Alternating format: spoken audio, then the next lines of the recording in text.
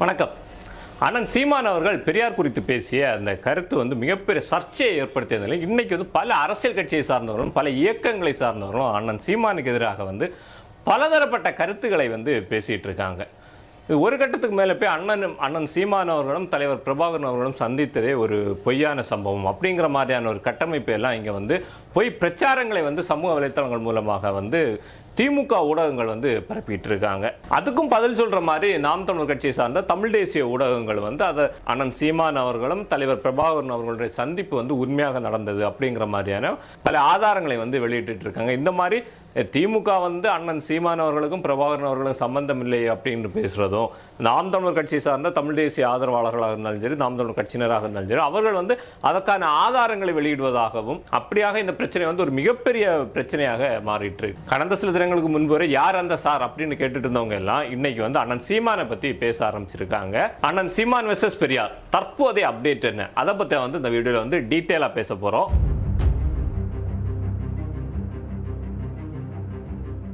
அண்ணன் சீமான் அவர்கள் நேற்றைக்கு ஒரு பிரஸ் மீட்ல பேசியிருப்பாரு. அந்த பிரஸ் மீட்ல அவர் என்ன சொல்லியிருப்பாருன்னா, இது பெரியார் மண் கிடையாது, பெரியாரே எங்களுக்கு மண் தான் அப்படிங்கிற மாதிரியான ஒரு வார்த்தையை அந்த பிரஸ் மீட்ல பேசியிருப்பாரு. இதே அடுத்து இங்க இருக்கக்கூடிய திராவிட இயக்கங்களாக இருந்தாலும் சரி, திராவிட கட்சிகளாக இருந்தாலும் சரி, அண்ணன் சீமான் மேல இன்னும் அதிகப்படியான விமர்சனங்களை அள்ளி வீசிட்டு இருக்காங்க. நேற்றைக்கு பிரஸ் மீட்ல அண்ணன் சீமான் அவர்கள் என்ன பேசியிருந்தார் அப்படின்னு பார்த்தாச்சுன்னா, பெரியார் மண் என்று பேசாதீர்கள், இது சேர சோழ பாண்டிய மண், இது என் மண், தமிழ் மண், எங்களுக்கு பெரியார் மண் இல்ல, பெரியாரே ஒரு மண்ணு தான் அப்படின்னு சொல்லிட்டு அண்ணன் சீமான் அவர்கள் மிக காட்டமா பேசியிருப்பாரு. இது ஆல்ரெடி எரிஞ்சிட்டு இருந்த நெருப்புல எண்ணெயை ஊத்துற மாதிரி தான் அண்ணனுடைய பேச்சும் நேற்றைக்கு இருந்திருக்கு. ஏன்னா ஏற்கனவே அண்ணன் சீமான் அவர்கள் பெரியாரை பற்றி பேசின அன்றைக்கு தொடங்கி இன்றைக்கு வரைக்கும் அது ஒரு நெருப்பா பற்றி எரிஞ்சிட்டு தான் இருக்கு. அந்த சூழல பெரியாரே எங்களுக்கு ஒரு மண்ணு தான் அப்படின்னு சொல்லி சொன்னதும் கூட இன்னைக்கு மிகப்பெரிய விமர்சனமா மாறி இருக்கு. பலதரப்பட்ட எதிர் விமர்சனங்களும் அண்ணன் சீமான் மேல வந்துட்டு இருக்கு. இதற்கு ஃபர்ஸ்டா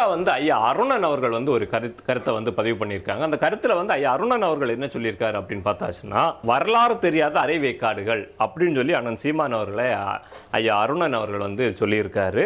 இது பெரியார் மண் அல்ல, மூவேந்தர் மண் என்கிறார் ஒருவர். அண்ணன் சீமான் அவர்களை தான் அவர் குறிப்பிட்டு சொல்றாரு. இது பெரியார் மண் அல்ல, மூவேந்தர் மண் என்கிறார் ஒருவர். அந்த ஒருவர் அண்ணன் சீமான் அவர்கள் தான். பல்லவர் சோழர் காலத்தில் தான் பிராமணிய சமஸ்கிருத ஆதிக்கம் வந்தது. தமிழருக்கும் தமிழுக்கும் பெரும் கேடு சூழ்ந்தது. இதை எதிர்த்து வலுவாக களம் அமைத்தவர் பெரியாரே. வரலாறு தெரியாத அரைவேக்காடுகளின் வாய்ச்சவடாலில் ஏமாற வேண்டாம். அண்ணன் சீமான் அவர்களை வரலாறு தெரியாத அரைவேக்காடுகள் அப்படின்னு சொல்லி ஐயா அருணன் அவர்கள் கடுமையா விமர்சிச்சிருக்காரு. வரலாறு தெரியாத அரைவேக்காடு யாரு அப்படின்னு நம்ம இதுல பார்த்தாச்சுன்னா, சேரச்சோழர் காலத்துல தான் பிராமணிய சமஸ்கிருத ஆதிக்கம் வந்தது அப்படின்னு சொல்லி இருக்காரு. பிராமணிய சமஸ்கிருத ஆதிக்கம் இங்க அந்த பல்லவர் சோழர் காலம் எப்போ இங்க இருந்தது, அதன் பிறகு பெரியார் எப்போ திராவிட இயக்கத்துக்கு உள்ளாடி வராரு, இந்த இடைப்பட்ட காலம் அப்படின்னு சொல்லி ஒரு மிகப்பெரிய நீண்ட நெடிய கால இடைவெளி ஒண்ணு இங்க இருக்கு. இந்த இடைவெளி காலத்துல யாருமே தமிழுக்காக போராடலையா, தமிழர்களையும் தமிழையும் தலை நிமிர வைப்பதற்காக இங்க யாருமே போராடலையா? ஐயா பெரியார் தான் 1925க்கு அப்புறம் தமிழர்களுக்கும் தமிழுக்கு தலை நிமிர வேண்டும் அப்படின்னு சொல்லி பெரியார் தான் போராடினாரா அப்படின்னு கேட்டாச்சுன்னா, பெரியார் போராடல. பெரியார் ஏற்கனவே நடந்துட்டு இருந்த போராட்ட குழுவில் தன்னை இணைத்துக் கொண்டாரே தவிர, பெரியார் தமிழுக்காகவும் தமிழர்களுக்காகவும் எந்த ஒரு இயக்கத்தையும் கட்டமைச்சு தமிழுக்காக போராடினாரான்னு கேட்டாச்சுன்னா இல்ல. ஏற்கனவே ஐயா ரெட்டைமலை சீனிவாசன் அவர்களை போன்றவர்கள் உருவாக்கி வைத்திருந்த திராவிட இயக்கத்துல ஐயா பெரியார் தன்னை இணைத்துக் கொண்டு அவர்களுடைய வழியை பின்பற்றி போராடினார் அப்படிங்கறத சரியான கருத்தா இருக்கும். பெரியார் தான் போராடினார் அப்படிங்கறத நாங்கள் எதிர்க்கிறோம், பெரியாரும் போராடினார் அப்படிங்கறத நாங்கள் ஏற்கிறோம். அண்ணன் சீமான் அவர்களும் கட்சி தொடங்கின ஆரம்ப காலத்திலிருந்து சொல்லக்கூடிய விஷயமும் இதுதான். பெரியார் தான் போராடினார் என்கிறதை நாங்கள் எதிர்க்கிறோம், பெரியாரும் போராடினார் என்பதை ஏற்கிறோம். அப்படின்னா அன்னையிலிருந்து இன்னைக்கு வரைக்கும் நாம் தமிழர் கட்சி அண்ணன் சீமான் அவர்களும் அதைத்தான் பேசிட்டு இருக்காங்க. அதுக்கப்புறம் திமுகவை சார்ந்த அமைச்சர் ஐயா RS பாரதி அவர்கள் ஒரு அறிவிப்பை வெளியிட்டு இருக்காரு. பெரியார் கவுன்சிலராக கூட ஆசைப்படவில்லை.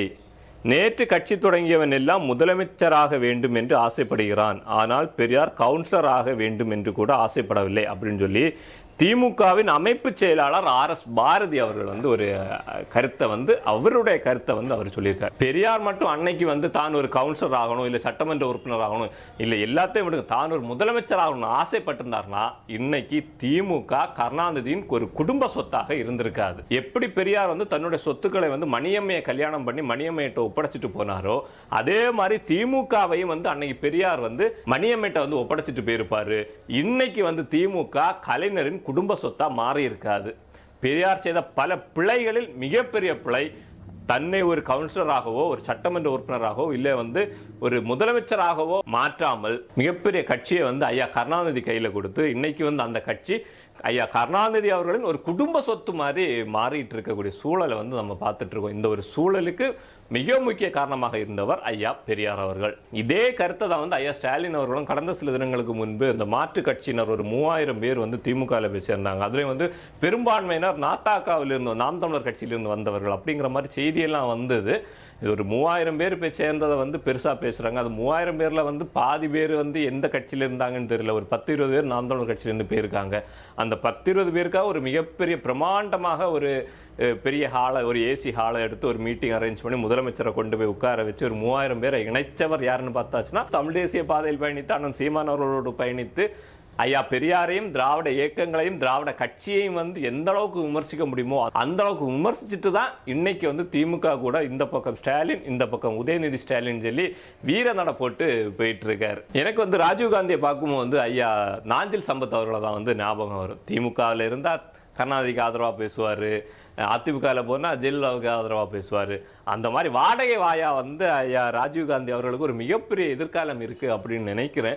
ஏன்னா யாரை எதிர்த்து அரசியல் பண்ணிட்டு இருந்தாரோ, யாரை கடுமையாக எதிர்த்துட்டு இருந்தாரோ அவங்க கூடவே போய் இன்னை நின்றுட்டு அந்த நடை நல்லா இருந்தது. நடுவில் இவர் நடந்துட்டு போறார், இந்த பக்கம் முதல்வர், இந்த பக்கம் துணை முதல்வர், 2 பேரும் இவருக்கு காவல் போற மாதிரி இவர் நடுவில் அப்படி ராஜ நட போட்டு போயிட்டு இருந்தார். பார்க்க நல்லா இருந்தது. அண்ணன் சீமானின் வளர்ப்பு ஒரு முதல்வரையும் ஒரு துணை முதல்வரையும் 2 பக்கம் நடக்க வச்சு நடுவில் நடந்து போற அளவுக்கு ராஜீவ்காந்தியை வளர்த்து விட்டுருக்குன்னா அது வந்து நாம் தமிழர் கட்சி தான். சரி, ஓகே, நான் சொல்ல வந்த விஷயத்துக்கு வரேன். இப்போ வந்து கடந்த சில தினங்களுக்கு முன்பும் இதே மாதிரியான ஒரு பொதுக்கூட்டம் நடந்தது. அந்த பொதுக்கூட்டத்திலே வந்து ஐயா முதலமைச்சர் ஐயா ஸ்டாலின் அவர்கள் இதே கருத்தை தான் பேசியிருப்பார். நேத்தை கட்சி தொடங்குறவங்க எல்லாம் ஆட்சி அமைக்கணும்னு ஆசைப்படுறாங்க அப்படிங்கிற மாதிரி ஒரு விஷயத்தை பேசியிருப்பார்.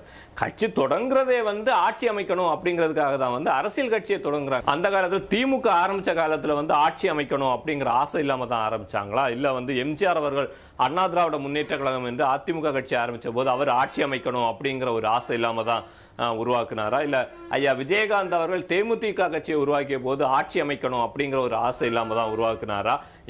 இப்போ அரசியலுக்கு வந்திருக்கக்கூடிய ஐயா விஜய் அவர்களும் என்ன ஆட்சி அமைக்கணும்னு விருப்பம் இல்லாம வந்து கட்சியை தொடங்கி இருக்காரா? இங்க சில கட்சிகள் இருக்கலாம், எங்களுக்கு ஆட்சி அமைக்கணும்னு எந்த ஒரு அவசியமும் இல்லை, கிடைக்கிற 1-2 சீட்டுக்கு வந்து தங்களுடைய கட்சியையும் கட்சி கொள்கைகளையும் அடகு வைப்பதற்கு தயாராக இங்க வந்து பல கட்சிகள் இருக்கலாம். ஆனா அவைகளுக்கு எதிராக தனித்து நின்று களமாடக்கூடிய துணிவும் தைரியமும் வந்து நாம் தமிழர் கட்சிக்கு மட்டும்தான் இருக்கு. அதிமுகவை எப்படியாவது அழிக்கணும்னு போராடிட்டு இருந்த திமுகவுக்கு நாம் தமிழர் கட்சி ஒரு எதிரியாக, ஒரு மிகப்பெரிய பலம் வாய்ந்த ஒரு எதிரியாக மாறணும்னு திமுக வந்து துளி அளவு கூட நினைக்கல. ஏன்னா ஆரம்ப காலத்தில் வந்து நாம் தமிழர் கட்சி துவங்கப்படும் பொழுது பல அழுத்தங்கள் இருந்து, அதிமுக தரப்பில் இருந்தாலும் சரி திமுக தரப்பில் இருந்தாலும் சரி நாம் தமிழர் கட்சிக்கும் அண்ணன் சீமான் அவர்களுக்கும் நாம் தமிழர் கட்சியில் இருக்கக்கூடிய பல பேச்சாளர்களுக்கும் மூத்த நிர்வாகிகளுக்கும் பல அழுத்தங்கள் வந்து தமிழக அரசாக இருந்தாலும் சரி காவல்துறையாக இருந்தாலும் சரி கொடுத்துட்டு தான் இருந்தாங்க. இந்த அழுத்தங்கள் எல்லாம் தாண்டி அண்ணன் சீமான் அவர்கள் எழுப்பி வரும்போதும் இவங்க வந்து அண்ணன் சீமானின் படை இவ்வளவு மிகப்பெரிய ஒரு படையாக மாறும் அப்படின்னு சொல்லி அவங்க எதிர்பார்க்கல. இவங்க என்ன நினைச்சாங்கன்னா அண்ணன் சீமான் அவர்கள் ஏற்கனவே வந்து திராவிட இயக்கத்தில் பயணிச்சவர் தான், காலங்கள் மாறும்போது வந்து இவரும் வந்து திமுக கூடவோ அதிமுக கூடவோ கூட்டணியில் போயிடுவாரு அப்படின்னு சொல்லிட்டு ஓரளவுக்கு வந்து அவர் அண்ணன் சீமான் அவர்களை வந்து ஃப்ரீயா விட்டுட்டாங்க. அவரை வந்து அழுத்தங்கள் கொடுத்தாலும் ஒரு மிகப்பெரிய சக்தியா மாறுவாரு அப்படிங்கறத வந்து அவங்க வந்து எதிர்பார்க்கல. அண்ணன் சீமான் அவர்கள் கையில ஒரு கல்லை எடுக்கிறாரு. அதிமுக என்ன நினைச்சுன்னா இந்த கல்லை வந்து திமுகவை நோக்கி வீச போறாருன்னு நினைச்சது. நான் வந்து ஆரம்ப காலங்களில் வந்து அண்ணன் அதிமுகவுக்கு ஆதரவாகவும் வந்து பேசிட்டு இருந்தாரு. சில தேர்தலில் வந்து அதிமுகவுக்கு ஆதரவும் தெரிவிச்சிருக்காரு. அந்த சூழல்ல அதிமுகவும் என்ன நினைச்சிருக்கோம்னா அண்ணன் சீமான் அவர்கள் வந்து திமுகவை நோக்கி தான் அந்த கல்லை எறிவாரு அப்படின்னு எதிர்பார்த்திருப்பாங்க. ஆனா அண்ணன் சீமான் அவர்கள் தன்னுடைய கையில் இருந்த அந்த கல்லை 2ஆ உடைச்சி இன்னைக்கு 2 கல்லையும் உரைச்சி ஒரு தீப்பொறியை உருவாக்கி அந்த தீப்பொறி ஒரு மிகப்பெரிய காட்டு தீயா பற்றி எரிஞ்சு இன்னைக்கு வந்து திராவிடத்தை சாம்பலாக்கக்கூடிய ஒரு வேலையை வந்து செஞ்சுட்டு இருக்காங்க. அண்ணன் சீமானவர்கள் கையில இருந்த ஒரு கல்லில் இருந்து வந்த தீப்பொறி இன்னைக்கு தமிழகத்துல வந்து திராவிடத்தின் எதிர்காலத்தையே வந்து கேள்விக்குறியாக்கி வச்சிருக்கு. இந்த பற்றி எரிஞ்சிட்டு இருக்கக்கூடிய இந்த தீயை அணைக்கணும்னா தீயில இருக்கக்கூடிய சில கட்டைகளை வந்து விளக்கணும். விளக்குனா வந்து தீப்பொறியை வந்து அணைக்க முடியும். அதனாலதான் வந்து இங்கிருந்து ஒவ்வொருத்தரையா வந்து உருவி எடுக்கக்கூடிய வேலையை வந்து அண்ணன் ராஜீவ்காந்தி தலைமையில வந்து ஒரு அணி அமைச்சு இங்க இருக்கக்கூடியவர்களை வந்து உருவி எடுக்கக்கூடிய வேலையை வந்து திமுக பண்ணிட்டு இருக்காங்க. ஐயா ஸ்டாலின் அவர்கள் கூட நினைச்சிருக்க மாட்டாரு இன்னைக்கு வந்து நாம் தமிழர் கட்சியிலிருந்து விலகி வாரவங்களுக்கு வந்து நான் ஒரு ஏசி ரூம் செட் பண்ணி அங்க வந்து சிவப்பு கம்பள வரவேற்பு அவங்களுக்கு கொடுப்போம் அப்படின்னு சொல்லிட்டு ஐயா ஸ்டாலின் அவர்கள் நினைச்சு கூட பார்த்திருக்க மாட்டாரு. ஐயா ஸ்டாலின் அவர்கள் நினைக்காத இந்த சம்பவம் நடக்குதுன்னா நிச்சயமாக திராவிடம் இந்த மண்ணிலிருந்து துடைத்தெறியக்கூடிய சம்பவம் மிக விரைவில் நடக்கும். அதையும் வந்து தமிழ்நாட்டு மக்கள் வந்து பார்க்க தான் போறாங்க. அப்படிப்பட்ட நாம் தமிழர் கட்சியை பார்த்து நேற்றைக்கு கட்சி ஆரம்பிச்சுட்டு இன்னைக்கு வந்து ஆட்சி அமைக்க ஆசைப்படலாமா அப்படின்னு சொல்லி ஐயா முதல்வர் அவர்களும் RS பாரதி அவர்களும் கேட்கிறாங்கன்னா அவர்கள் எல்லாருக்கும் ஒரே பதில் தான். கடந்த காலங்களில் உங்களுடைய முன்னோர்கள் என்ன ஆசைப்பட்டாங்களோ அதை தான் வந்து நாங்க இன்னைக்கு ஆசைப்படுறோம். இந்த ஆசை ஒரு நாள் நிறைவேறும். அப்போ வந்து திராவிடம் இந்த மண்ணில் இருக்காரு. இன்னைக்கு வந்து பெரியாருக்காக எப்படி வந்து நீங்க கதறீங்களோ அதே மாதிரி காலம் மாறும். இன்னைக்கு பெரியார் வரைக்கும் வந்திருக்கோம். காலம் மாறும். பெரியார் இடத்துல இன்னொரு திராவிட தலைவர் வரலாம். அது யாராக வேண்டுமானாலும் இருக்கலாம். அப்போ இன்னும் நீங்க கதற வேண்டி இருக்கும். இன்னைக்கு பெரியார் யாருங்கிறத வந்து அண்ணன் சீமான் அவர்கள் தமிழக மக்களிடத்துல வந்து ஓரளவு கொண்டு போய் சேர்த்து பெரியார் என்னும் பர்னிச்சரை வந்து உடைச்சு தரமட்டம் ஆக்கிட்டாரு. இதே மாதிரி அடுத்த திராவிட தலைவரும் அடுத்து யாராக வேண்டுமானாலும் இருக்கலாம். அந்த தலைவரின் முகத்திரையும் கிளியும் வந்து இந்த திராவிட கூட்டம் இன்னைக்கு 3000 பேர் திமுக இணைந்தனர் அப்படின்னு சொல்லி பெருமையா பேசிட்டு இருக்காங்க. 3000 பேர்ல 3 லட்சம் பேர் நாம் தமிழர் கட்சியை நோக்கி வருவதற்கான கால சூழலும் மிக விரைவில் அமையும். அப்படிப்பட்ட ஒரு காலத்தை தான் வந்து நாங்க எதிர்பார்த்துட்டு இருக்கோம். மீண்டும் இன்னொரு வீடியோவில் சந்திக்கலாம். நன்றி.